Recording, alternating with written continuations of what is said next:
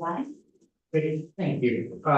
So we're back online. This is Senate Natural Resources and Energy Committee. Today is December 5th, 2023, and we're talking with folks about climate change. In part motivated by everyone's heightened awareness as a result of seeing flooding this past summer, recognizing that their climate change has many impacts. Flooding is just one, but it has been devastating for a lot of people. With that, I'd like to invite Benjamin Doyle. Mr. Doyle, welcome to the committee. Please join us at the table. It says guest up there, so Thank you so much. thank you. We'd love to hear if you could introduce yourself and tell us a little bit about what you've been doing. And since we know you're at ground zero for one of the towns experiencing flooding. Well, thank you so much for having me. And thanks for your interest in this work. My name is Ben Doyle. In my day job, I'm the president of the Preservation Trust of Vermont. And I'm also a citizen of Montpelier. I live about 100 yards that way. And chair a newly formed Montpelier Commission on Recovery and Resilience, which was formed in the wake of flood. I think I'm kind of here with both hats on, and so I might briefly just speak about my work at Preservation Trust and then about the work of the Commission in Montpelier. Sure. So the Preservation Trust of Vermont is a nonprofit organization that its mission is to build community through the preservation of historic buildings, villages, and downtowns. We've been around for about 45 years. Last year, we worked on 264 projects in 152 Vermont communities. That's everything from helping a community figure out what to do with their town hall, to helping a homeowner kind of save a barn, to advocacy work around downtowns. It's to grant funding. It's a pretty broad portfolio, but I like to think of us as a small town's first and longest friend when it comes to a preservation or revitalization project. When the flooding occurred, our work really ramped up. You know, a number of communities that we work in regularly were impacted. A number of historic buildings were impacted, both here in Montpelier and around the state. So we really did two different things. We typically provide building conditions assessments for historic buildings, and we decided to double this year the number of assessments that we provide, and that those are typically a 50-50 cost match. With the applicant, we waived the fee. And so we provided, we're going to provide 100 different condition assessments to buildings around the state. Many of whom are like, how do I mitigate for the next flood in my historic building? The second thing we did was really, I'm sure you're familiar that the regional planning commissions put together a list of the most impacted communities from the flood. It was like 18 different towns. And we convened a number of community and economic development partners, including USDA Rural Development, where I used to work, Agency of Commerce, Community Foundation, BCRD, a number of people, and we just basically met once a week at the park and ride and got in a car and went to these different towns. We visited all 18 different communities, and that experience really confirmed to me the two essential truths of community and economic development as I know them. One is that if you've seen one small town, you've seen one small town. And two, that transformational change requires collaborative, visionary, local leadership. And I think both of those things are more true through this experience than anything. You know, I can remember going to visit a community from these flood visits in southern Vermont, where you'd ask one town administrator, how many homes were impacted. They could tell you how many homes, how many units, how many businesses, how many people. You go to the next town and they'd say, well, geez, I don't really know. We're just in charge of fixing the roads. So there was a real kind of variation on what the impact was. But I will say that the places where you would visit and be blown away by local leadership were the ones that were collaborative, that were reaching out, that were informed, and that were visionary, recognizing that this truly is a transformational moment. It's not going back to business as usual, or if you do, it will be business as usual. So I think maybe I'll just pivot from that and talk about how that lens kind of actually informs the work that I've been a part of in Montpelier. In Montpelier, in the weeks after the flood, I'll just be honest, as both a citizen and a practitioner of community economic development, it really felt like an existential moment in our downtown. Like, there were people saying, we need to move this downtown up to the Vermont College of Fine Arts. We need to abandon this flood. I mean, it was just really like an existential moment that was frankly pretty devastating. I mean, my children were born under it feels really real and raw. And Paul Costello, who I'm sure a number of you know, former director of Vermont Council on Rural Development, he really stepped up and did some leadership and worked with a group of us to put on a community convening similar to a BCRD community visit. We had over 1,000 people participate in that process here in Montpelier over the course of 3 meetings. You know, I probably done like 25 of those visits with Paul in the past. This was the biggest one I've ever seen. And, you know, a number of community members really came out and prioritized, you know, they identified topics and prioritized things like an adaptive downtown that everybody recognizing that it's gonna flood again. But that we need to be more adaptive to mitigate the damage. Things like looking at the watershed and what can be done, looking at dams, all of them, right? Like all of these different issues. But one of the things that was very clear that kind of came up is, you know, our city, the city manager or mayor or city council is, you know, I think they would recognize this is a little bit overwhelmed by this moment. You know, the budget impact on the city of Montpelier is enormous. And they have a lot on their plate to just keep the city running. And so the idea of doing these extra kind of visionary work, there was an identified need to put a group of community members together that could really kind of take on that and do that work. Recognizing that this is not the work of weeks, months, years, this is the work of decades, right? Like, what does Montpelier look like 50 years from now, and how do we respond? And so, as a result of that, the Montpelier Commission on Recovery and Resilience was formed. And there was an application process where people applied, and this is different from a long-term recovery group, which is really focused on individual assistance of people whose homes were impacted. This is much more about what a kind of forward-looking visioning for the future of Montpelier in terms of adaptive infrastructure, and what the city will look like and how it will be resilient. And so we have folks, actually Stephanie, who testified, is on the commission, Peter Walk from Efficiency Vermont, Jen Holler, who's the VCH, Vermont Housing Conservation Board, you know, a number of folks that have community and economic development experience, but also a lot of experience in environmental issues and watershed issues and those kinds of things. And what we see our work doing is really about trying to identify projects resiliency projects that have been around for years, but they have stalled and need somebody to relentlessly and optimistically just bird dog and just be like, this has to happen. Now is really the time.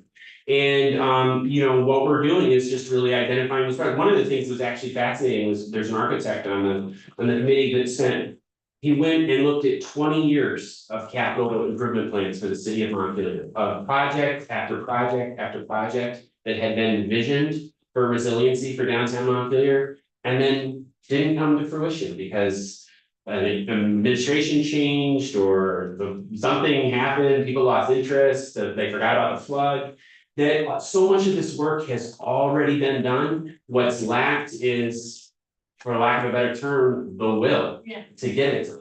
And so what our hope is that we can surface the best of these ideas without a political agenda, without thinking like we know best, but to really take a look at all of these, look for opportunities and push them forward. I can give you like one really specific example. Yeah, that'd be great. So, and it's too bad Senator Watson isn't here because she would know exactly what I'm talking about, but there's this property down Route 2 by Agway. It's called the Jacob Davis property. It's an old farmhouse that maybe 10 years ago was owned by a nonprofit organization that was going to turn into a food hub for a variety of reasons. They went out of business and didn't dispose of the asset. Vermont Housing and Conservation Board has an easement on it. The Preservation Trust of Vermont, we have historic preservation easement on it. Because they went out of business and didn't dispose of the asset, the ownership is unclear. The Vermont Community Loan Fund has a mortgage on it. This property has been stuck in a legal morass for 10 years. Nothing, every year somebody comes up and says, let's try and do something with it, let's try and do something with it. 2 weeks after the flood, I went down there was standing water in the basement of that farmhouse, right? It's in a floodway. No one's going to invest in that building. I'm a historic preservationist. That building needs to come down, right? And what we've been able to do as a result of this moment is convene all of the partners tomorrow at 10 o'clock. We had a meeting to sign an MOU that we're all going to agree to apply to the Vermont Emergency Management Program to take this property, and there's an enormous opportunity to do flood remediation on this site. It's I think it's 16 acres of property, right? Now, that's not going to make the difference. That's not going to save downtown Montpelier, right? But it's a step. And it's if you get enough of those properties along the watershed, all the way up to Cabot, right? All the way down the watershed in both directions, then I think you really can start to move the needle. And, what that takes is collaborative, visionary leadership and people just really working together. And, why I was excited to come here to talk to you is because the state is such a critical partner in every community I visited. As someone who does not work for the state, but has been a longtime practitioner of community and economic development, the opportunities that are available for the state to demonstrate leadership and to help these really small towns, places like Barton, Glover, that really the help that they're getting are from mutual aid groups that locally organically sprung up, right? And that's wonderful. But when your community doesn't have that social capital to create one, people fall through the cracks. And so there's really an opportunity for the state to partner with these local efforts to make things happen. And I would say especially in Montpelier, the problems with flooding in Montpelier aren't just going to be solved by hardening our infrastructure in the downtown. It's the watershed, right? But there are things that we can be doing in the downtown to become more adaptable. And, the truth is the state is an enormous partner in downtown Montpelier. When you look at the number of parking lots that are involved down here, it's really an opportunity to rethink what downtown Montpelier looks like, and are there ways that we can be more resilient? And the last thing I guess I would just say is that I am contractually obligated to be optimistic, and I am by nature. And I really believe that these places are worth saving and preserving, and we can do it. From coming out of Irene, there are success stories, right? There's the Waterbury complex, there's the Spillway in Brandon, there's the transit center here in Montpelier. It took 20 years to build it, but boy, when it flooded, people were okay. There are opportunities to do this, but it does take visionary leadership, and I feel like there's an enormous opportunity for the state, for legislators, for the administration to really get behind local folks that have vision and help them creatively get stuff done. I think that's it, unless you folks have questions. Who does, so I'm guessing everyone in the room is probably saying, yes, sounds like a good idea. Yeah. How does that happen? In what form does the state show up to support that ongoing long-term visionary work? Who shows up in that? Well, I think in the town or from the state? From the state. Yeah, great. I have to say, I was thrilled, just thrilled. I'm not blowing smoke, but I was thrilled when Pat Moulton was appointed, right, for Central Vermont Recovery Officer. Doug Farnham, that was fantastic. Super smart people. Someone like Pat knows how to get stuff done. And we immediately sat down with her, and there was immediate kind of partnership opportunities, right? And so I feel like that kind of leadership of someone who frankly doesn't just say here's my agenda, how do you help me get it done? Is really kind of how can we work together? What do you need? That kind of creativity, I think, is enormously important. I'll also say, this is frankly my day job is to advocate for the downtown and village tax credit program, which, we've been doing for 20 years, the Preservation Trust. But that's really the only tool that the state provides for private business owners to mitigate against future flood damage. They have a credit right now for flood mitigation efforts. And that's a really important tool that, pretty much every building in downtown Montpelier could take advantage of that. But I think fundamentally, I'm not sure that it's a position in state government or a program in state government. I think it's frankly an attitude of how can we be partners? How can we collaborate? We had a wonderful meeting with Commissioner Fitch from Buildings and General Services talking about future partnership and visionary thinking. But that's the kind of partnership that at least Montpelier, we're really going to need. We're going to need the state to say, look, you have your goals, we have our goals, but what are the mutually beneficial projects that we can work on together? Great. Well, that's very helpful. Senator McCormick. Could you elaborate?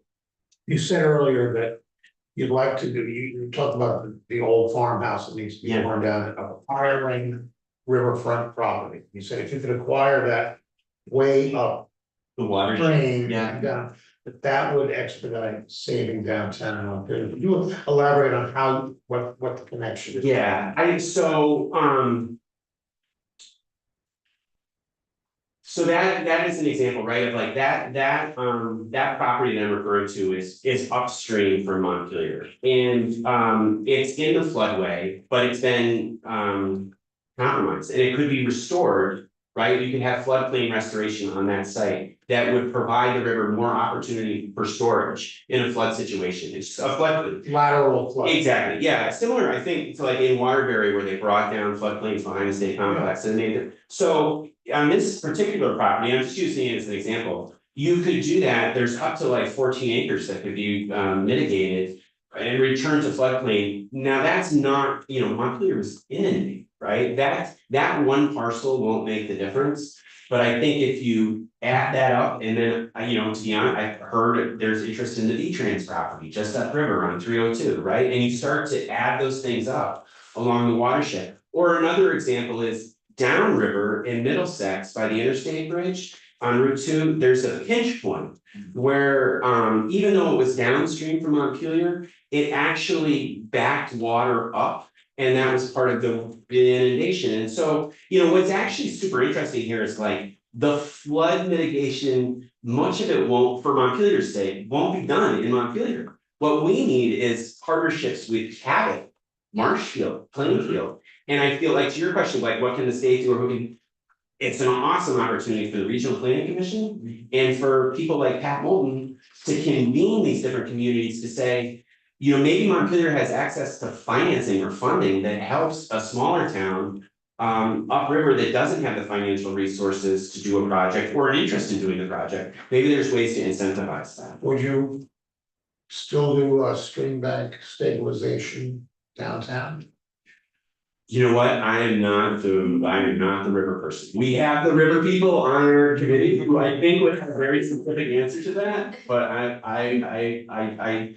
I just facilitate the meetings. Nice try, Sarah McCrum. I know there's strong feelings about that. I'll try that. Who in the RPCs might we talk with in January when we come back to this? No, good. Too great. Well, I mean, that would be a great one. I think I would talk to Who you would? yeah, well, I work, so Dave Senecker is the go-to for me, Charlie Baker, just because he has a good sense of it, Peter Gregory for sure. Sure. And Chris Campany, I mean, they're all dealing with it. They've all, actually the person that it's not an RBC, it's an RBC, but Bob Flynn from Springfield. He's really great on this stuff. I think they're all dealing with it. And what's great about the RPCs and the RDCs is that they're seeing it in a broader picture of these different towns. Like if you talk to Dave Senecker, he knows that there's a difference in the experience between Barton and Glover, even though they're right next door to each other. Right. So I think frankly, I don't think you can go wrong with any of them. Okay. Well, thanks for your work and thanks so much for coming in and thanks for your optimism. If you slip my coat over that gray wool one, there's a big button on that says be optimistic. Well, you know what Ernest Shackleton said. There it is. It's on our Weaver. Ernest Shackleton, who was the captain of the Endurance, the boat the second optimism is the highest form of moral courage. Ooh. I'm gonna steal that one. Thanks for the time. Thanks so much. For that, Ms. Daly.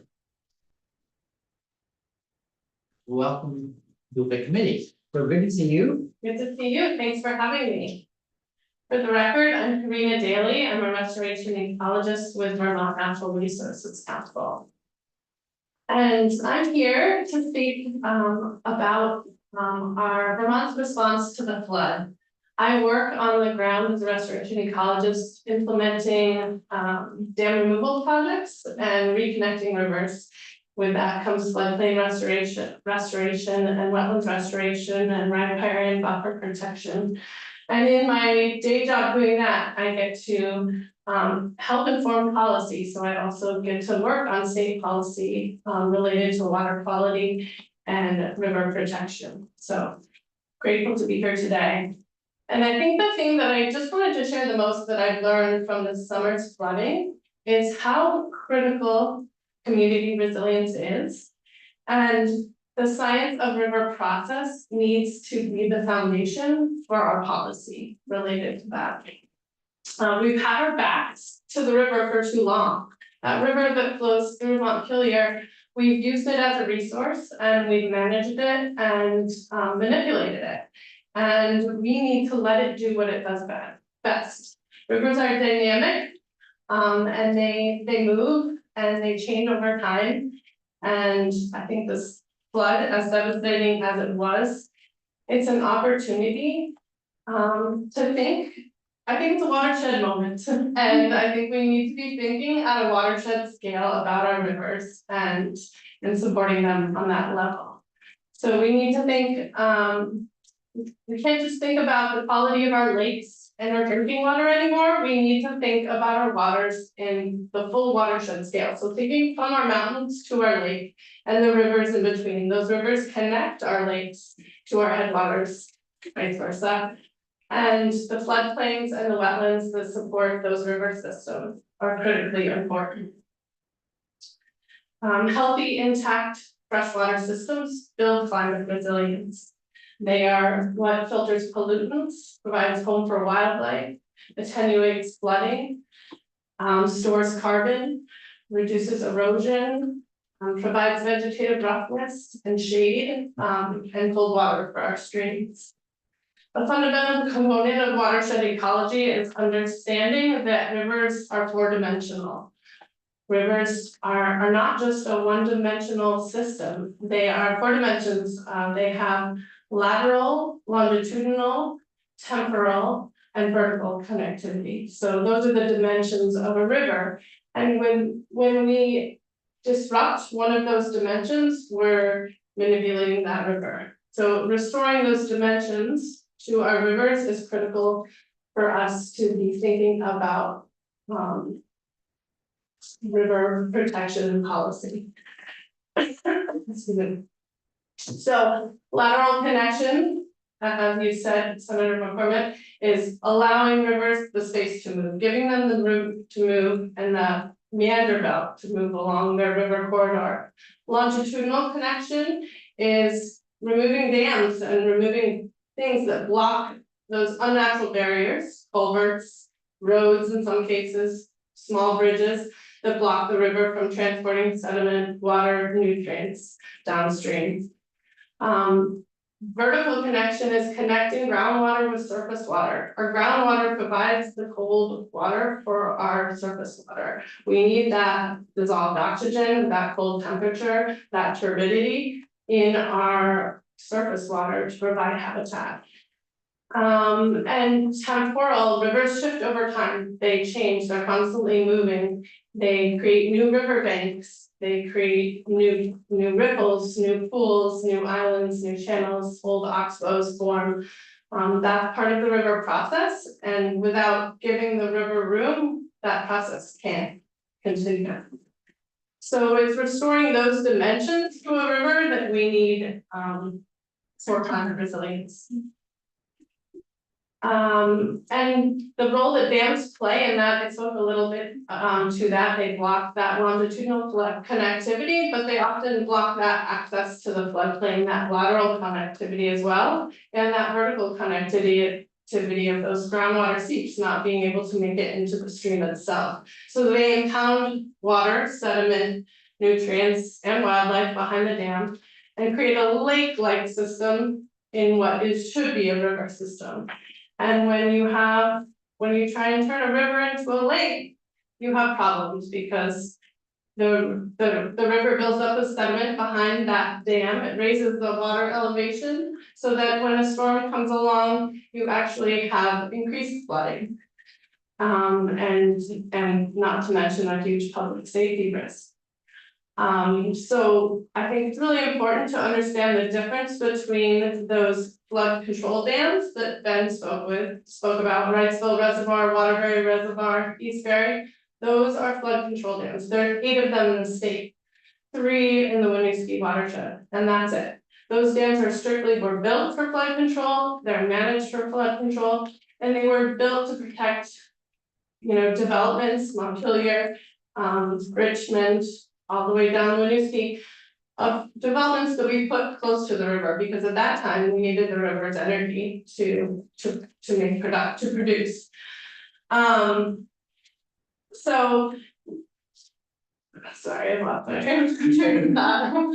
But when we take those systems away, we fragment the system. So we really need, when we remove the dam, we fragment the system. And those flood control dams serve a purpose, but the rest of the dams, there's over 1,000 derelict dams, abandoned dams. Those no longer serve a useful purpose, and we need to remove them for public safety. So in that, we're working hard to do that. There's a lack of funding available for that. We have a dam in Northfield, the Cross Brothers Dam on the Dog River, that if we remove that dam, the preliminary engineering design shows that it will lower the flood elevation of Northfield, the entire town, by 2 feet, not the entire town, but Water Street, Pearl Street, Carpenter Street, so it's about 10 homes by 2 feet. So that's a substantial amount, but that project's been sitting for 3 years in a funding hole because it's too expensive. So we're working to raise that money.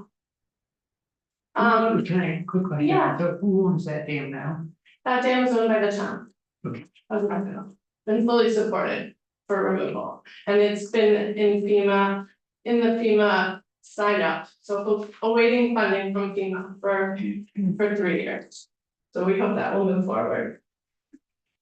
The legislative action that we think is needed to support natural flood mitigation is restoration of stream function and river connection. BRC hosted 3 community events post flooding called Clean Water and Climate Resilience Conversations.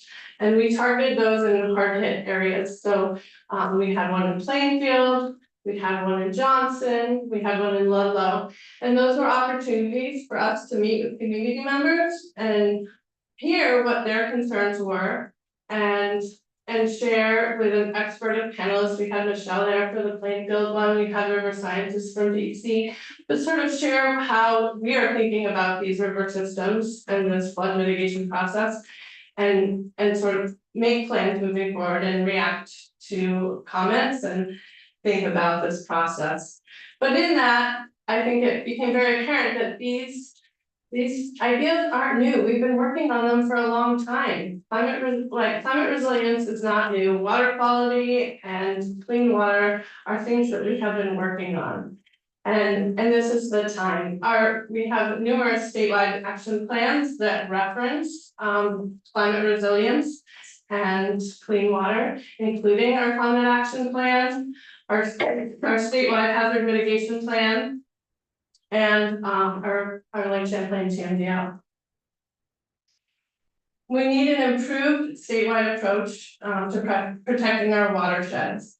And the missing link is that we have protection of our lakes and shorelines. We have protection of our wetlands to an extent, those wetlands that we deem significant. And we have buffers to those. We have no protection of our rivers. We have protection at the Act 250 level and protection at the Public Service Commission. But otherwise, we have no statewide policy to protect our rivers. And that includes both the river corridor, so giving that river the room to move, and the riparian buffer, the vegetation along the banks, and protecting that vegetation. So one of the bills that we're asking your support of, that we've been working really hard about, and Lauren will share more on this, is the River Corridor Bill, H29. Additionally, H80 is the riparian buffer bill. So we have a riparian study commission that we look forward to moving forward that will focus on riparian buffer protection. But the River Corridor Bill as well explicitly protects those riparian buffers within the mapped river corridor areas. So as much as we need the space for the river to move, it also needs the vegetation to be established to protect the water. The Wetland Bill H30 is a bill that proposes a net gain of wetlands. And this is not unlike many other states have net gain policies. Up until this point, we've had a no net loss policy. So a net gain policy is our way to basically reduce the impact of wetland loss over the past 50 years in Vermont, or hundreds of years really. But we've lost almost 35% of our wetlands, it's estimated, since colonization. And so this bill would be an effort to mitigate that loss and focus on enhancement, conservation, mitigation, and restoration. And these aren't the big, I mean, yes, it includes the restoration of land. The DC is working on right now, large tracts, I think Rob Evans said maybe 3,000 acres. But it's also those impacts from developers. So when we develop land, we need to restore the function on site of that loss. So if you're impacting a wetland on this site, then we need to restore that function as a nearby to the extent that we can with the remaining wetlands that are there. And all of those functions are for climate resilience.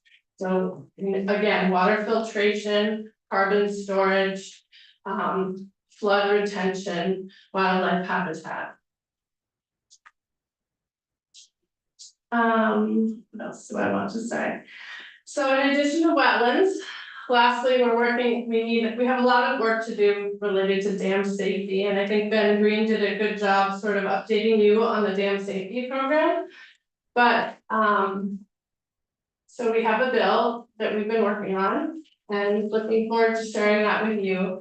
But that bill would basically improve our protection for those dams that need to be managed and help support those that can be removed.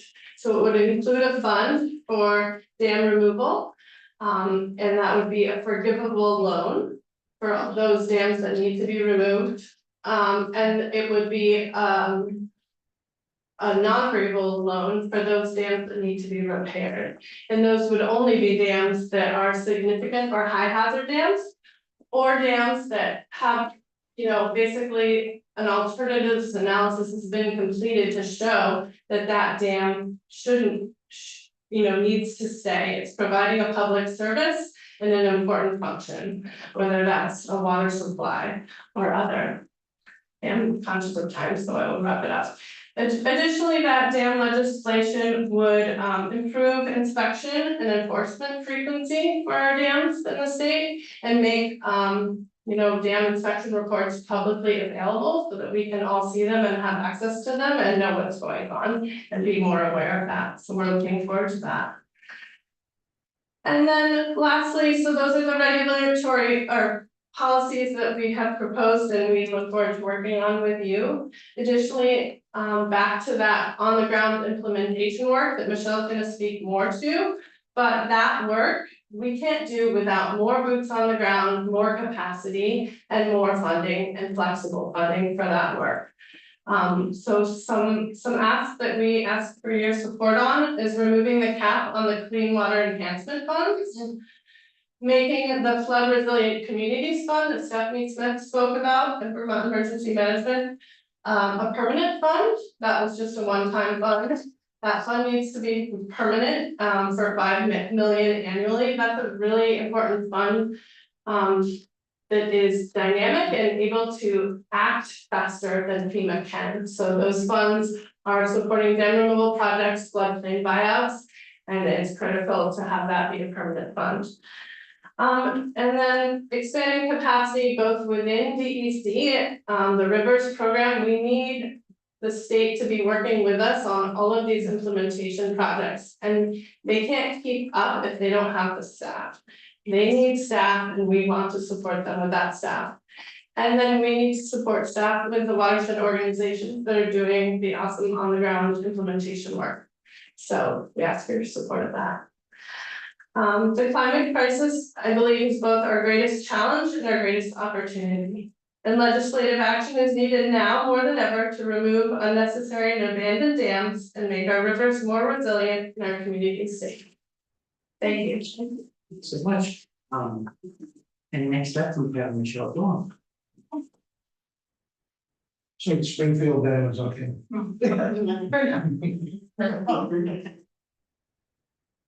They wouldn't just vote us out, they didn't just say. Good afternoon. Hello, I have slides for you. Yes. Yes, we do need to join again, yeah, but it's okay. Alright. We'll get that going. Good afternoon, Representative Smith up in Derby. Hey, Brian. So I'm Michelle Vaughn, I'm the executive director of Friends of the Winooski River. Friends of the Winooski River is a small citizen group that was formed 25 years ago by folks who just wanted to, oh, I need you to enable the speech sharing. See what they could do to make a difference in the watershed.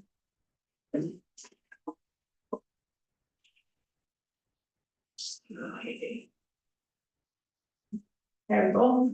Yes? No.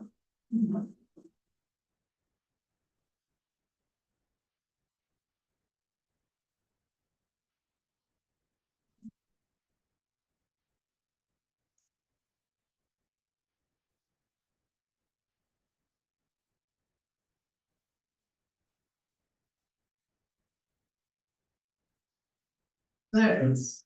Here we go. Terrific.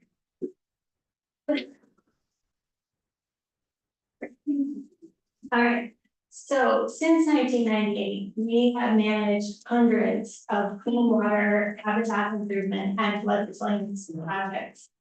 And there's been a lot of reference to flood resilience work today that's been kind of high level and abstract.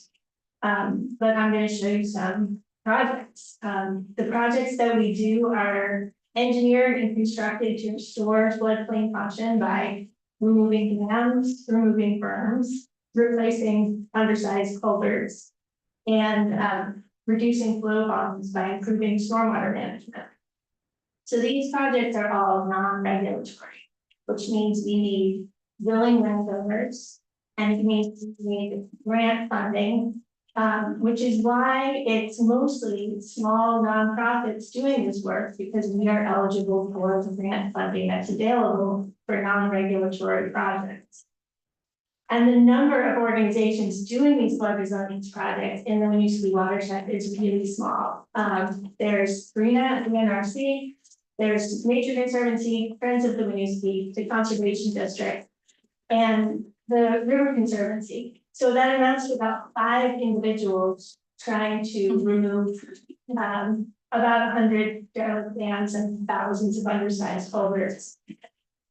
Each of those projects can take about 3 or 4 years and cost about $500,000 to $700,000. So it takes some skill to manage those projects.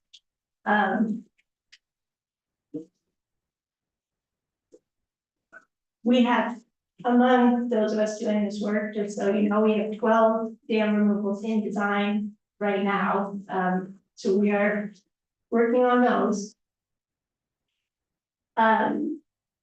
So as you've heard today, we completely agree, wherever possible, we need to ensure that floodplains stay undeveloped. And some folks have responded to that idea by saying, well, we really need affordable housing. We can't restrict housing development. But saying you have to allow development in the floodplain for affordable housing is saying, let's put our most vulnerable people in the most dangerous places. So we don't want to do that. Good thinking. Right?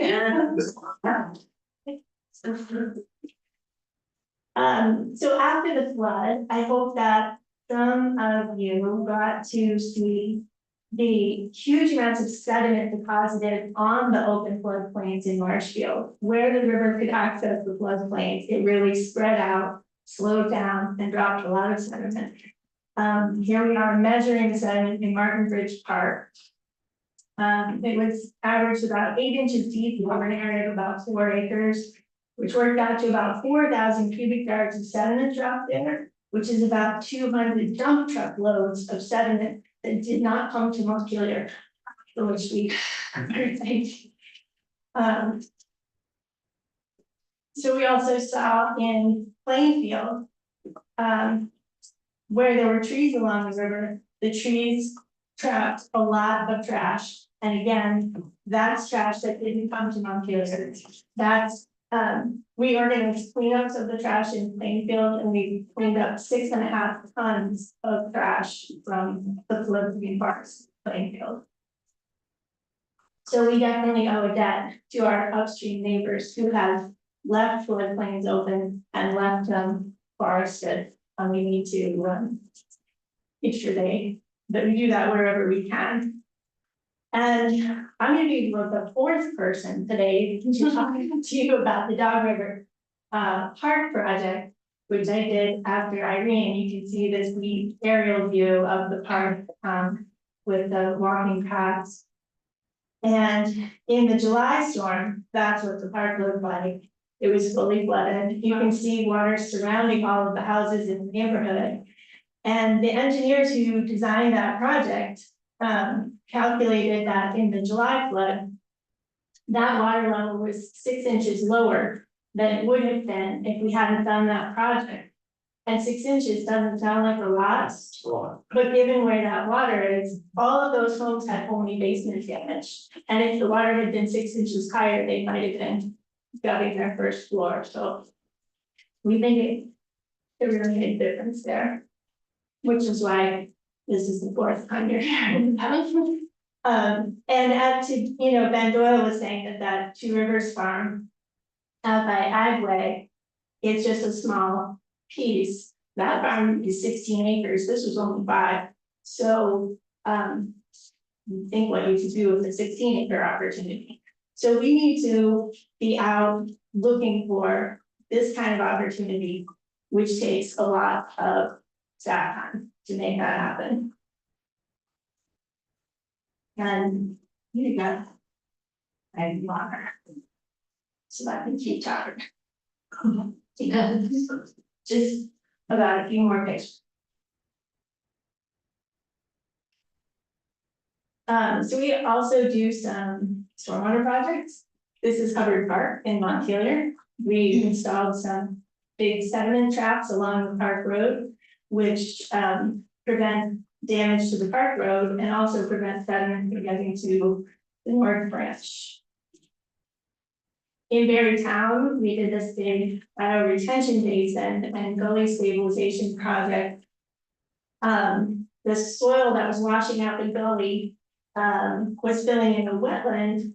That was an important flood storage area for Berry City. So that this project helped reduce that sediment and hang on to some of that capacity. This is the East Calais Mill Dam, which Ben didn't show you a picture of, but boy, was it damaged in the flood. We now have a grant from the Lake Champlain Basin Program for design for removal of that dam, as well as replacement of 2 culverts in Williamstown and Berrytown. Jug Brook culvert in Cabot is one that we were working on. We received the final design from the engineer on July 7th.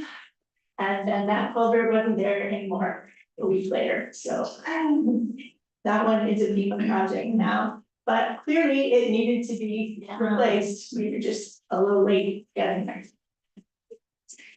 And then on that kind of dramatic culvert front, we replaced a culvert in Basin. It was originally a Friends of the Mad River project, but they had a staffing change and couldn't continue it. So we replaced an 8-foot culvert that was purged with a 16-foot wide culvert that has an open bottom. And to Secretary Moore's point about remembering drought, this enables the fish like brook trout, which are temperature sensitive, to get up into the cold headwaters of the Green Mountain National Forest. So that will be very helpful in times of hot summers and drought. So My message for you all is that the more of these projects we can find opportunities to do, the more their impacts will add up. But we are very small organizations working on very large and complicated projects.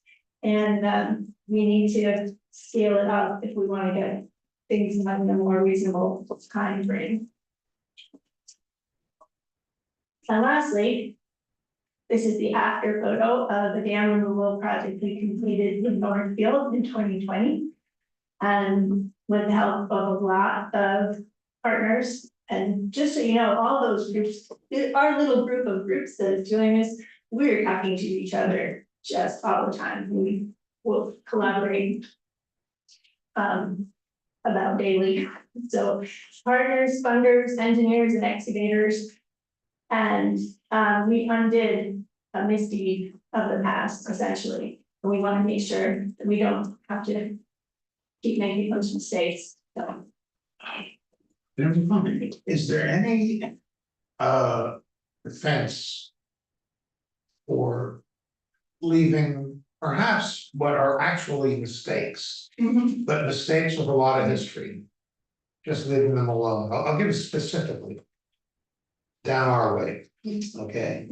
There's a series of lakes, Route 100, Echo Lake, Hero Lake, Tamarack Lake. Okay, none of them occur naturally. No, hardly any natural pond in the state. Yeah, I wonder who would take those dams out, return them to wetlands and. Anyway, I think people would be pretty angry about it. Well, yeah, we do run into that, and again, it's non-regulatory, so these are all voluntary, and it depends, it requires, you know, landowner support and community support. We are gonna have a hard time, or I don't know, if we're gonna have a hard time. The East Calais Dam is historic, and folks in that village are attached to it as the kind of focal point aesthetically of their village. But no one uses the pond for anything, you don't fish or swim or boat there, it's just something that they're used to looking at. And the owners are terrified of having that liability, and they really want it gone. So, and it's theirs, so it's their decision, but you do have to incorporate, you know, community concerns and community conversations. Yeah. And it's definitely like a case by case thing, because you might run into, I think Karina alluded to, sometimes you run into a situation where it might be safer or better to keep something in place, because our whole landscape is so altered that sometimes, you know, you gotta find the right place to naturalize it. And other places, it's not possible. You made a point earlier, you know, what if you're letting the river adjust and it starts coming into town? We try to avoid that scenario. We did rewrite Vermont Clean Water Act 6-8 years ago, and there were a series of adjustments that came after in terms of granting, sort of delegating down to like local entities and trying to make sure that organizations like Prince Lewinsky were treated well by the process, you know, receiving funds to undertake projects. Can you comment about how accessible funds are or are not to, and you know, any suggestions on that as it relates to the kind of projects you're showing us today? I would say that the funds are accessible, like there's an RFP open right now, there's a deadline December 13th. I'm looking depending 5 applications for 5 projects that. But that process has been so fantastically slow to set up. Our basin aid clean water service provider is still sitting on $2 million because they have awarded one project, a preliminary design project for $40,000 for a berm removal that we're working on with Vermont Land Trust. So, yeah, it's Sounds non-ideal. yeah. The block grant program was simpler, but I think maybe it was. Less public, maybe, the decision making. But the clean water service provider structure is just seems. Inefficient. Okay, well, yeah, I think, the idea at the time was to make it, get money, sort of, it's kind of that local control model, you were gonna distribute money out, local organizations were gonna manage it, there would be the administrator that would be selected in the process, but there's always theory and then there's reality, so it's good to. It varies too from basin to basin, some of these are performing better than others, Okay, Basin 8 is what? the Winooski watershed. Yeah. Thanks so much. Thank you. With that, before we go to our federal delegate, we. Lauren, I was back to you. Good afternoon, as always. Hello, the benefit of going almost last is I just get to repeat the good points that I'm writing with me. I have so many, like, quite earlier, here we have to like capture all the quotes that I heard today. Good afternoon, almost evening, committee. My name is Lauren Oates. I'm the Director of Government Relations and Policy with the Nature Conservancy in Vermont. If you'll bear with me, I feel it relevant, especially today, to share a bit of my CV to talk about how steeped in this work I have been. Prior to joining Nature Conservancy, I was the state certification officer. So you just heard about Stephanie, I was her predecessor. I did that role for 6 years. Prior to that, I moved to the state of Vermont to help Waterbury with their flood recovery following. And prior to that, I was a graduate student studying climate adaptation with respect to flooding. I also stepped down recently after finishing my 3-year stint on the Climate Council. I was the Senate appointee, thank you all, for appointing me to the Climate Council as the member representing subject matter expertise in natural hazards resilience.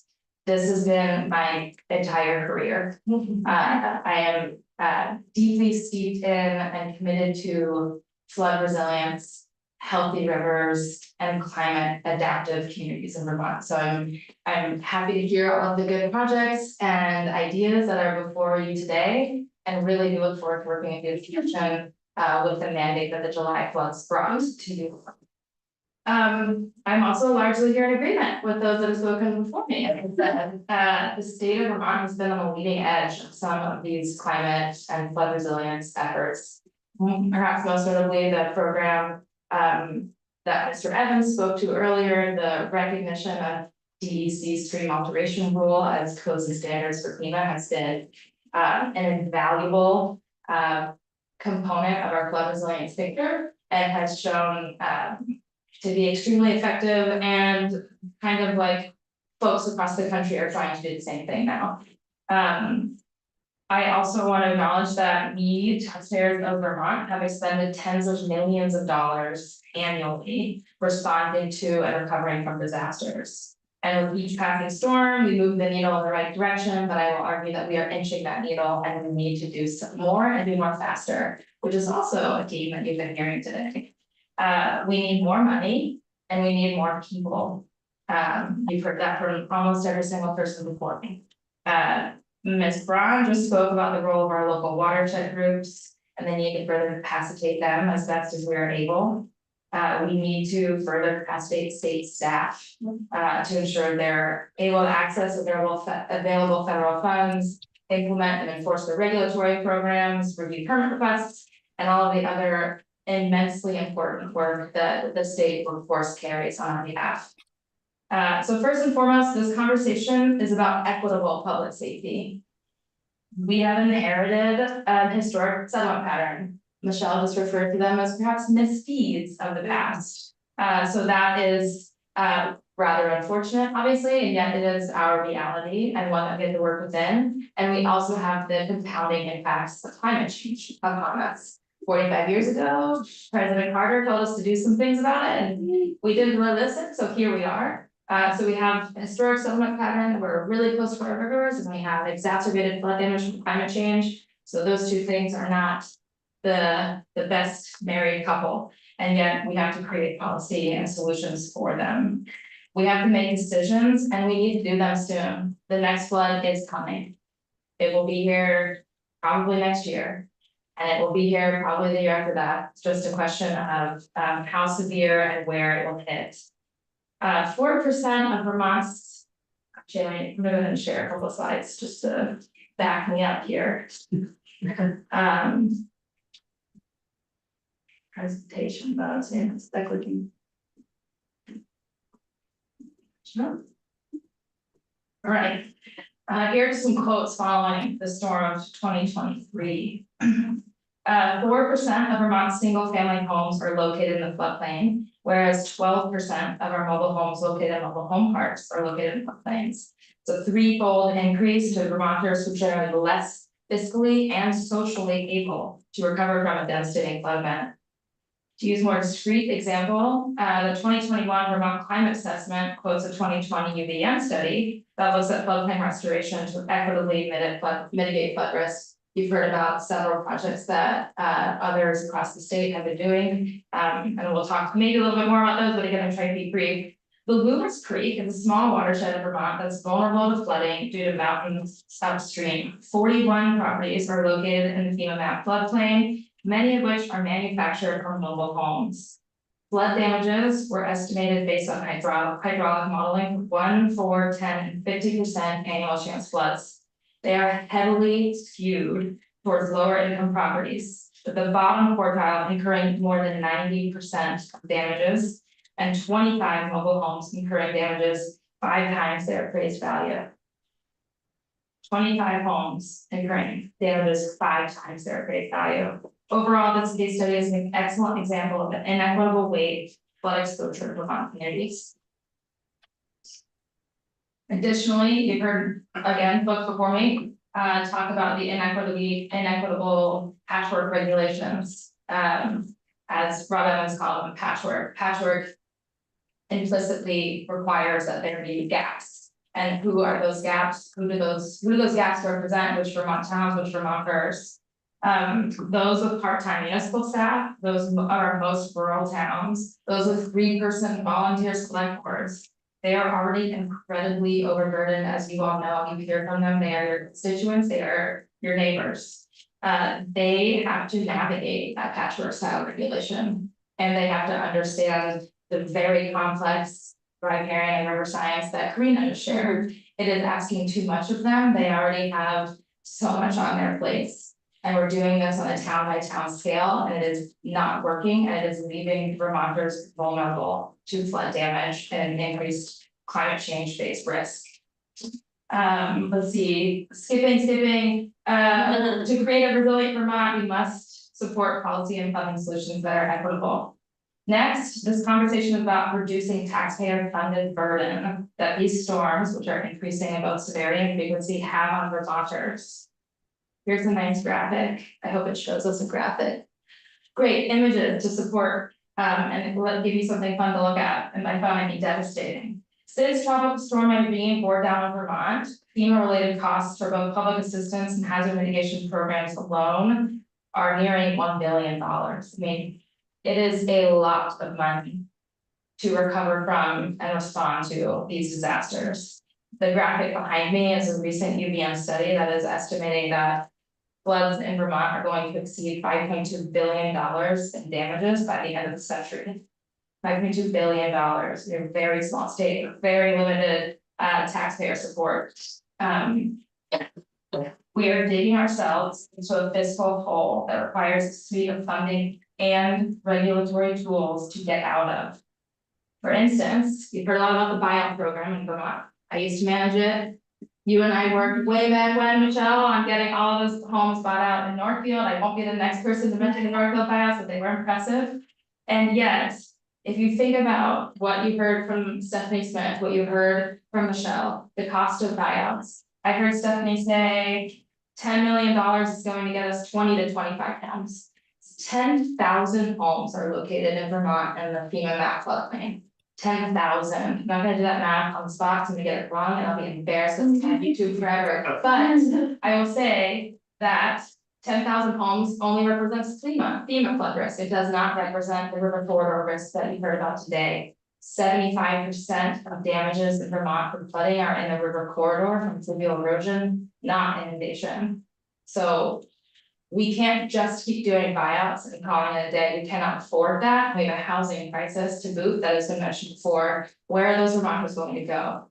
Karina mentioned an example, this is so great going last, because I just get to say it. Karina mentioned the example of, again, a dam in Northfield. If it were to be removed, there'd be 2 feet of flood reduction. Imagine how many fewer homes you'd have to buy out. How many fewer Vermonters would have to leave their communities and potentially the state at large. Because you did that project instead of a bunch of buyouts. These are the solutions that we really need to be looking for. These opportunities exist across the state. They're fiscally responsible and they allow us to remain close to but respectful of our rivers. So anyway, that's something I wanted to cover. Let's see, this conversation that we're having today about protecting our natural resources and improving our water quality. This is another devastating image, not the picture is beautiful, that's up in the Northeast Kingdom, that is what a healthy river system looks like, it has lots of curves, it's surrounded by wetlands, it has space upstream of our communities to store and slow floodwaters. The image next to it is preliminary data, get the name right, from Matthew Vaughn, who's the chief scientist of Lake Champlain Basin Program. Who's been looking at the data of Lake Champlain, that the July 10th flood, the 5 days that followed, saw an increase and a load of phosphorus into the Lake Champlain that represents close to 85% of the annual allocation that EPA has given Vermont. 5 days, 85% of our annual loading. That is because floods, as you have heard people performing, are, I think that Secretary Moore called it double duty. Rob Evans gave the quote, what's good for flood resilience is good for water quality and vice versa. If we are able to find these headwaters, store and slow water, keep the sediment in Marshfield instead of depositing all downtown and Montpelier, it's all connected. We're going to improve our water quality too. You've heard everybody before me basically say the same thing. I'm just trying to see through. I'm so sorry you guys are going late today. And as you mentioned, Yeah, we have. not very funded. Oh, yeah, that too. Let's see. What are the next point? Ultimately, this conversation is about the solutions we must collectively implement and are creating thriving communities alongside thriving rivers. I was asked to come in to testify today to recommend, quote, legislative actions needed to enhance community resilience in the face of climate change. And I told you that I've been doing this in Vermont for 12 years. Instead of offering new shiny ideas, I'm excited to share with you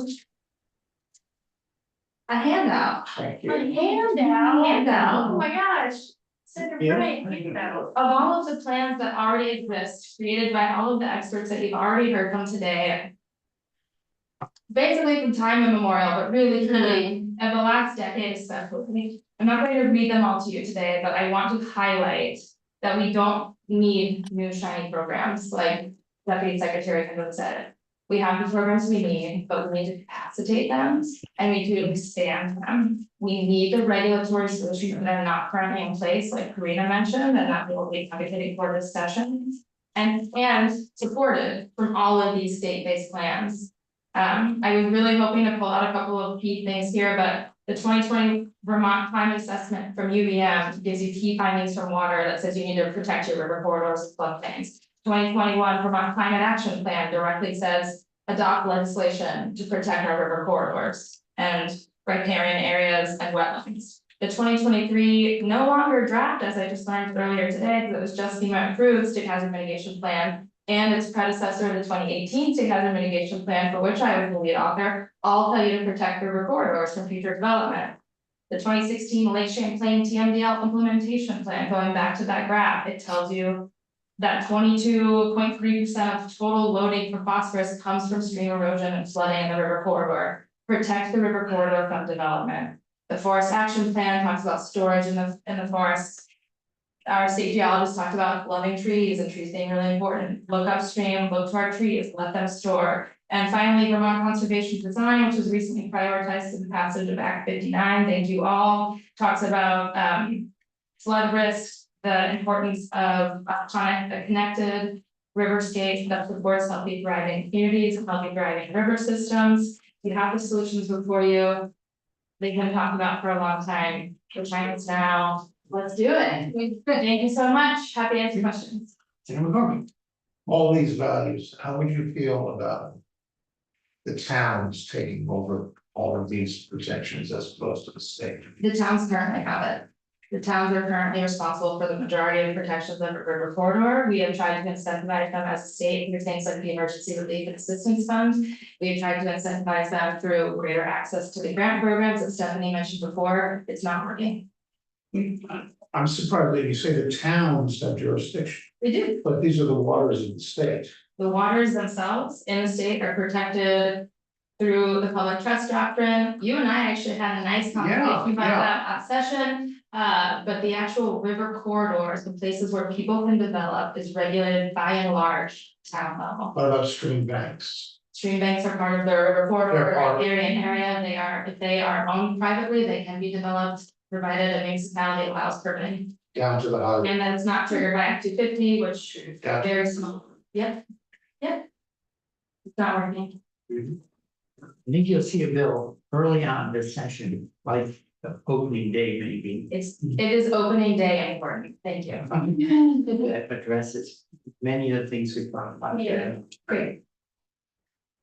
Senator Mike. Thank you, Chair Bray, and it's kind of directed off of that question more towards you, which is, we've had it referenced a few bills that are over on the House side. I'm assuming that any bill that this committee would put forward would be inclusive of the legislation that we've seen already introduced, and if you're looking for co-sponsors. Yeah, well, that's what my email was saying, you know, I'll circulate the bill to actually the whole Senate, especially the committee bill. And just as we write bills and they mine our bills for ideas, I'm doing the same. You know, we don't need credit for which side it starts on, we need to do the work, so.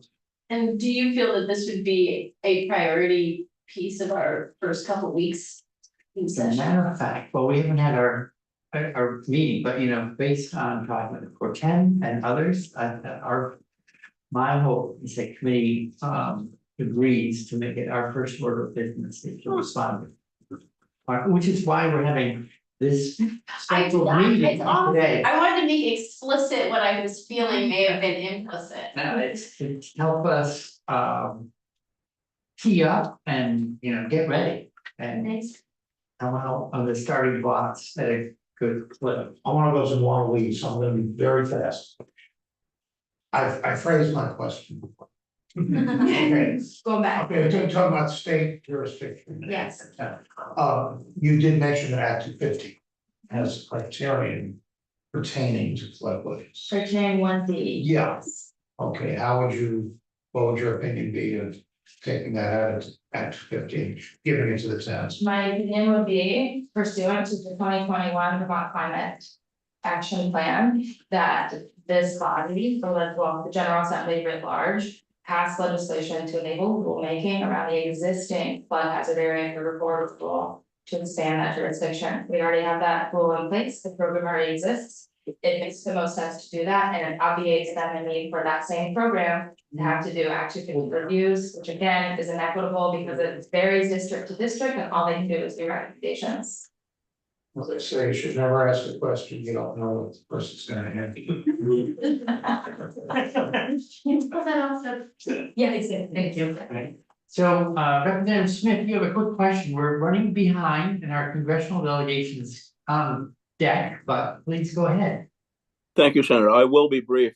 Is 45 minutes brief enough? I'm kidding. I'm kidding. I listened to some testimonies and thank you for having this. Different groups have talked about the rivers, and I've seen pictures of sediment ponds, and sediment ponds fill up with sediment, of course. So has dredging been any kind of a topic in your committee? You mean emptying, maintaining those sediment ponds? No, dredging the Winooski River in the Montpelier area, because probably 30 years ago, that river might have been 20 feet deep or 15 feet deep. probably not that deep now. And I don't know if dredging has been talked about. We haven't discussed it in here, and I've heard proposals related to dredging in other rivers, and my impression of it, I mean, plenty more for me to learn, is that it has sort of immediate satisfying appeal, but that it causes some environmental consequences that are It could. a long term. Correct. If I may, just as chair, but invite others to speak. The term dredging wasn't brought up earlier, but in Mr. Evans' testimony, he spoke about the historic channelization of our rivers. Now, when they are managed, i.e. dredged and other things carted off, Yeah. they excise, they go deeper, and they create a chute of water that is highly erosive and highly dangerous. They create significant public safety problems, to say nothing, again, the natural resource implications. So dredging actually makes long-term flood resilience much worse and creates more damages. A bad flood would do the same thing though, wouldn't it? Anyway, I'm sure we'll have plenty of time. I'm sure it's going to come up in our committee in January. So I just wanted to ask that question, and we can ask it again when everything opens up. All right, great. So thank you for the opportunity to speak. You're welcome. All right, so, thank you very much. Thank you. So, Sorry, you have to. okay, so this is the challenge of having an introductory conversation, is that there's a lot more that we would all like to, address. And with apologies to our congressional delegation, we're about 15 minutes behind, and, of course, this is just 15 minutes for our three members. I'm figuring you probably work together, and we can sort of do this as a group, you know, or you can go in sequence, choose however you'd like to manage it. But the two quick questions were, can you say something about how the federal delegation works compared to what the state does in response to resilience and flooding events, and then is there anything that you'd say, well, now that we're talking, here's something you all could do on the state house end of things that would facilitate the federal delegation's work? So take it in whatever order you like. Katie, you've been here the longest. Ms. Van Haas, you've been here the longest. That's why I get to go first. So for those that don't know, and for the record, I'm Katie Van Haast. I'm Senator Sanders' state director.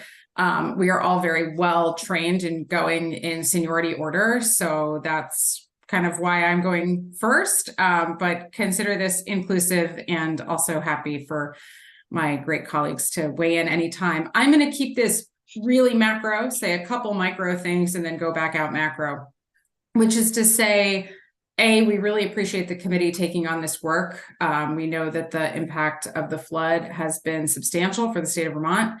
We are doing, as a collective delegation, everything we possibly can to bring as much federal resource to the table, and that's dollars, but it's also people and expertise. I think, as most of you probably know, if you've been following the discussions in Washington, we had been pushing for and hoping for a domestic supplemental pot, which would have brought additional federal resources in the form of programs that have yet to be funded. So outside of FEMA, things like CDBG, disaster resiliency, et cetera, into the state of Vermont. We have not made headway on that, to be honest. I've been thinking about how to frame this through Ben Doyle's optimism discussion. I'm not sure I'm really going to be able to get there, but I'm going to do my best. Senator Sanders always says, what other choice do we have but to be optimistic? So I'm channeling that as well. So we are continuing to look for opportunities to bring those federal resources to Vermont to address the flood, but also to address climate resiliency more broadly, which I know is part of what your question is. One of the ways that we are looking to do that is looking at the federal match requirement. So as you all may know, and you're probably going to be well acquainted with in the upcoming session, federal dollars typically flow with the commitment of a state match. Broadly, currently in the flood resiliency piece, there is a 10% match for the state of Vermont. Unfortunately, when it comes to hazard mitigation, the things that help us become more resilient over time, that match is higher. It's a 25% state match. We obviously see that as hugely problematic. We think we should be incenting opportunities to build our resiliency so that we're not just building back to where we were before, but that we're actually making improvements that will ultimately save the federal government and the state of Vermont money in a future flooding event. So that is a priority of ours. Again, we're not quite there yet, but that state match piece, I think, is going to be pretty important to making impactful improvements moving forward that get us to a better place than where we were on July 9th. A couple small, well, not small, but a couple items that I want to mention more specifically that Senator Sanders has been working on in this space through his role on the Environment and Public Works Committee.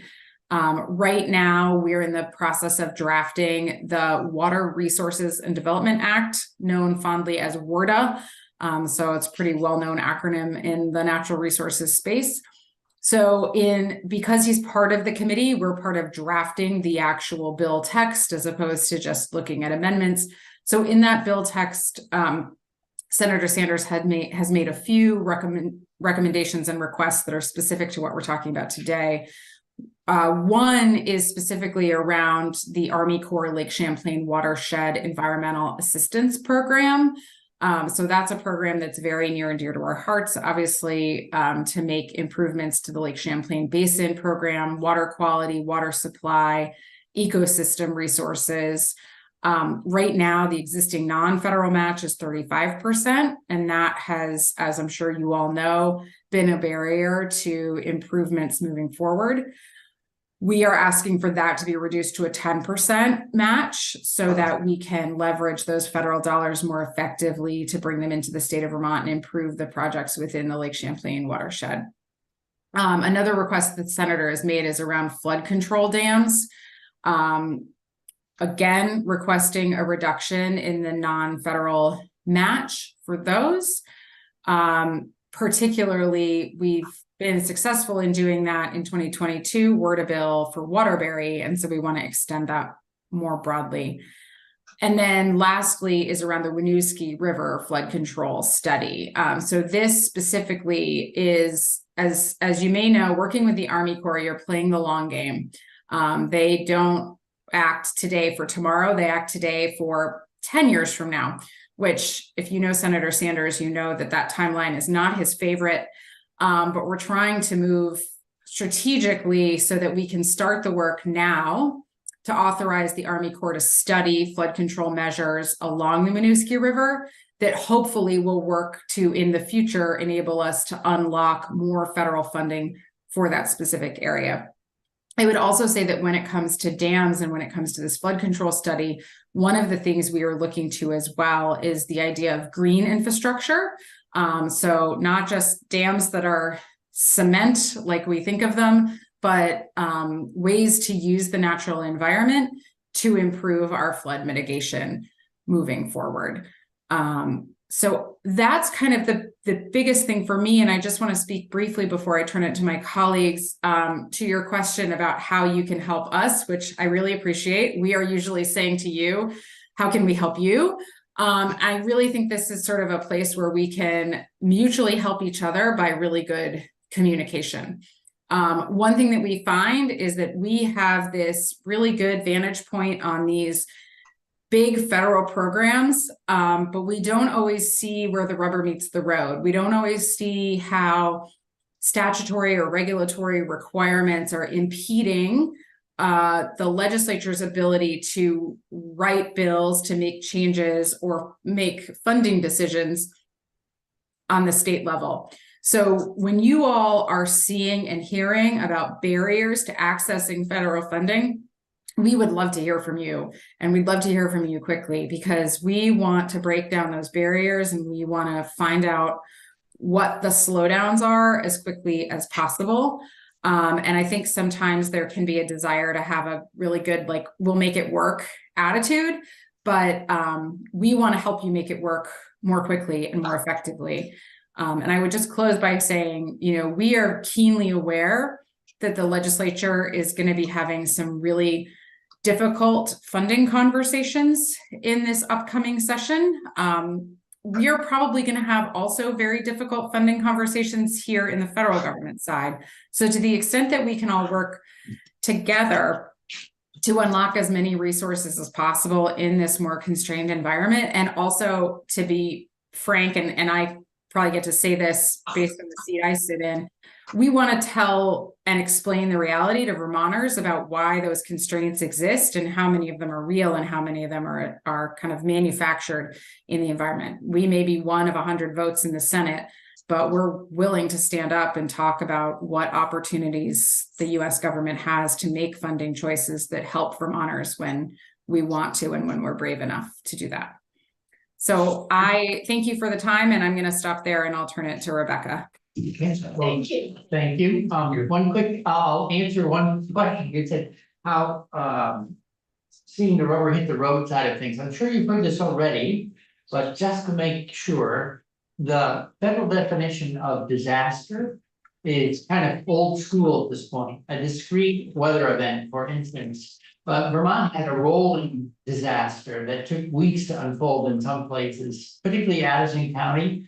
And so we never qualified it as a disaster, but if you were living there, it was a disaster. And it was just that the calendar didn't match what the weather was doing. And I don't know if, I'm guessing this is going to be experienced all over the country with altered weather patterns. And I'm wondering if, so one thing to put in your basket is working with FEMA to modernize the definition of disaster to accommodate the current physical realities that we're facing. Yes, we couldn't agree more with you on that one. And I know all three of our bosses spoke with Administrator Criswell from FEMA about exactly that, to try to have a reasonability test essentially with the disaster. And also, you know, I think I also learned in this disaster, which I did not learn in Irene, the difference between flooding and ground saturation.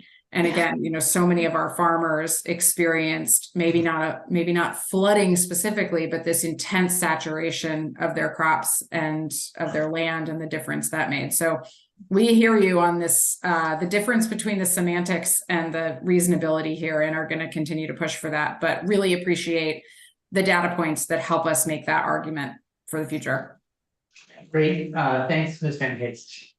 Ms. Ellis, good to see you again. Hello, yes, my name is Rebecca Ellis. I'm the state director for Senator Peter Welch. And thank you for having the delegation here today. It's always fun to stop by. I'll be very quick given the late hour. But one of the questions that you gave to us was, how does the federal government support Vermont's work to address climate resiliency in the natural environmental space? That's actually a huge question. Yes. But I quickly, yeah, no, it's fine. I quickly counted 11 different federal agencies and services that are working in Vermont on, on those issues.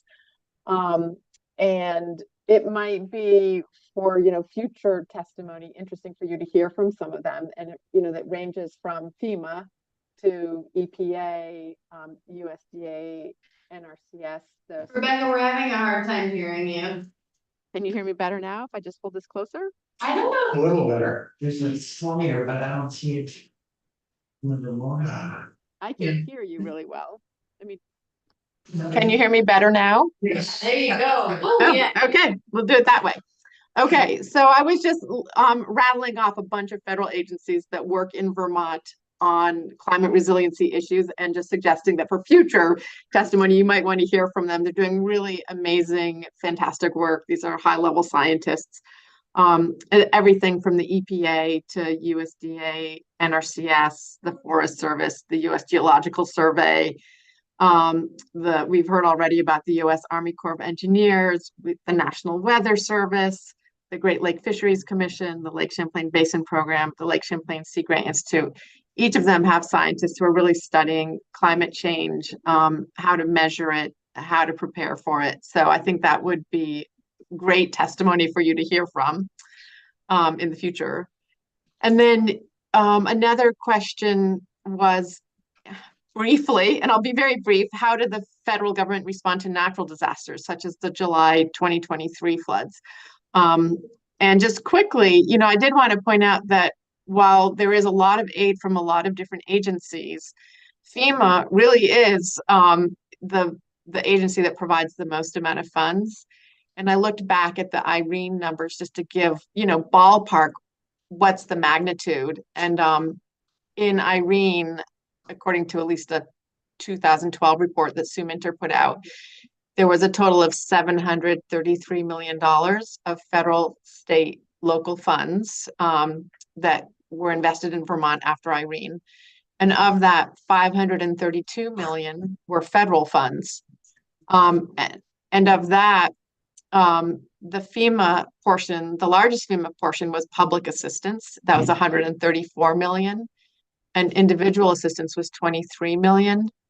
And then the Federal Highway Administration was at 143 million as well. And so then there's many smaller portions, but I just did want to put a plug in for how important FEMA is for disaster recovery. Yeah. And I think the only other thing I just wanted to quickly mention to you was, again, responding to your question of how can you help us? And I completely agree with Katie. Having open lines of communication is always really helpful for us to know where you're seeing problems. And I don't know if there's going to be a flood recovery caucus in the legislature this spring, but inviting us to any sort of climate caucus or flood resiliency or flood recovery caucus is also a great way for us to be at the State House in person, answer your questions, and see how we can help you. We'd love to have you. Yeah, I think the Senate co-chair of the climate caucus is in the room in the form of Senator White. Yes, So we'd love Great. it. Just Great. send us an invite. We don't always know when these things are happening, so just let us know. all right. Right. Well, thank you, and I appreciate your staying on late with us. So apologies and appreciation both. Mr. Scher, you're batting cleanup for the entire day. I'm not sure if I'm up to the honor, but I'll do my best. Thank you, Mr. Chair, for having us. For the record, David Scher, State Director for Congresswoman Balint. I'll be very brief, as is often the case. My great colleagues on the Senate side have done an excellent summary of the issue. I think the only thing that I would add, and it's been gestured towards already in Chair Bray's question to Ms. Van Haste and some other comments earlier.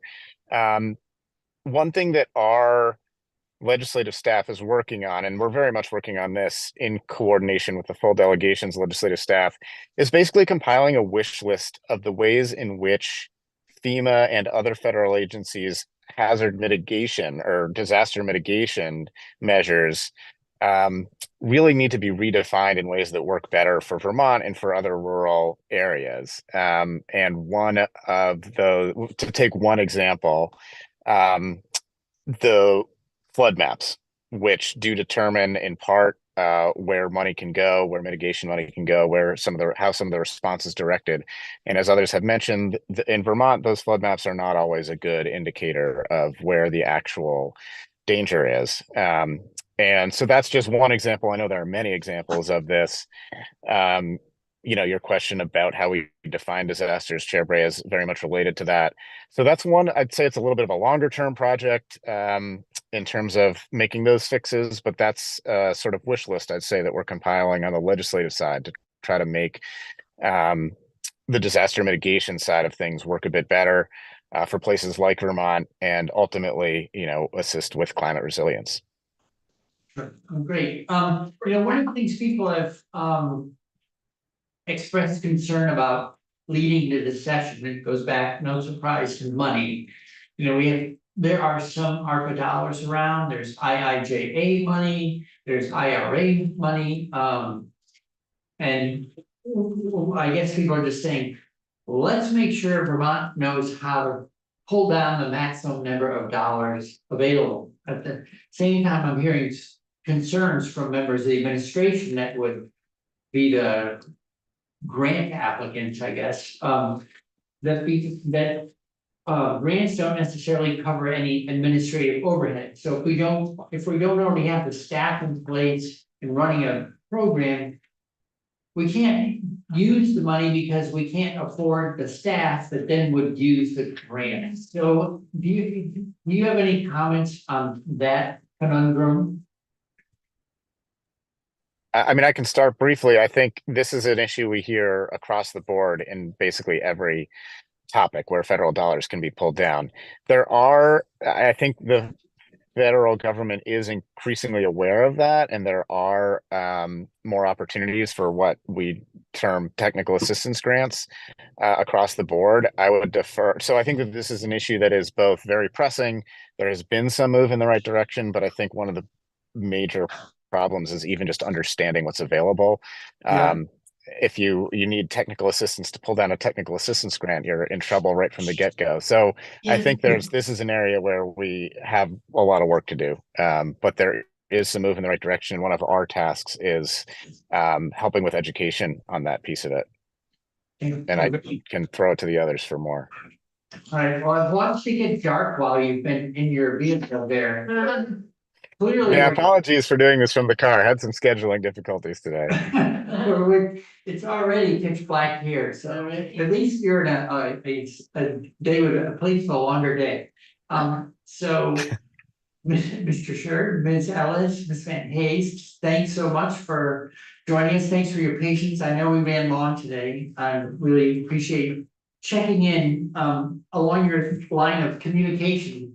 One of the reasons I wanted to make sure we touch base today was just to get that line explicitly working again. So thanks so much. Thank you. All right. Thank you. Thank you. Thank you.